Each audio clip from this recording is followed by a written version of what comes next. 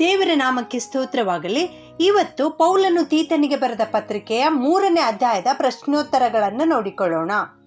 ಯಾವುದಕ್ಕೆ ಸಿದ್ಧರಾಗಿರಬೇಕೆಂದು ಪೌಲನು ತೀತನಿಗೆ ತಿಳಿಸುತ್ತಾನೆ?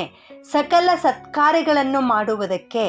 ಏನನ್ನು ಜ್ಞಾಪಕ ಕೊಡಲು ತಿಳಿಸುತ್ತಾನೆ?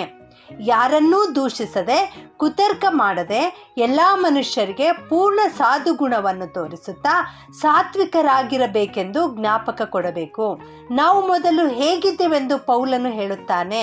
ಅವಿವೇಕಿಗಳು, ಅವಿಧೇಯರು, ಮೋಸ ಹೋದವರು, ದುರಾಶೆ ಮತ್ತು ಭೋಗಗಳಿಗೆ ಅಧೀನರು, ಕೆಟ್ಟತನ, ಹೊಟ್ಟೆ ಕಿಚ್ಚುಗಳಲ್ಲಿ ಕಾಲ ಕಳೆಯುವವರು, ಅಸಹ್ಯರು, ಹಗೆ ಮಾಡುವವರು ಆಗಿದ್ದೇವೆಂದು ಪೌಲನು ಹೇಳುತ್ತಾನೆ.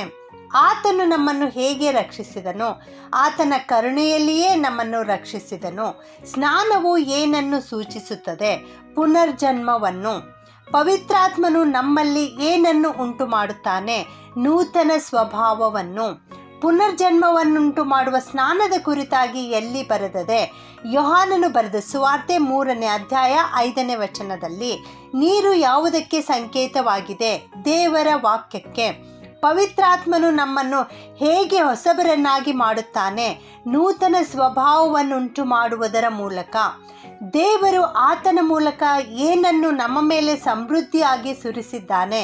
ಪವಿತ್ರಾತ್ಮನನ್ನು. ನಾವು ಹೇಗೆ ನೀತಿವಂತರೆಂದು ನಿರ್ಣಯಿಸಲ್ಪಟ್ಟಿದ್ದೇವೆ? ನಮ್ಮ ರಕ್ಷಕನಾದ ಯೇಸು ಕ್ರಿಸ್ತನ ಕೃಪೆಯಿಂದ. ದೇವರಲ್ಲಿ ನಂಬಿಕೆ ಇಟ್ಟಿರುವವರು ಏನನ್ನು ಮಾಡುವುದರಲ್ಲಿ ಜಾಗರೂಕರಾಗಿರಬೇಕು?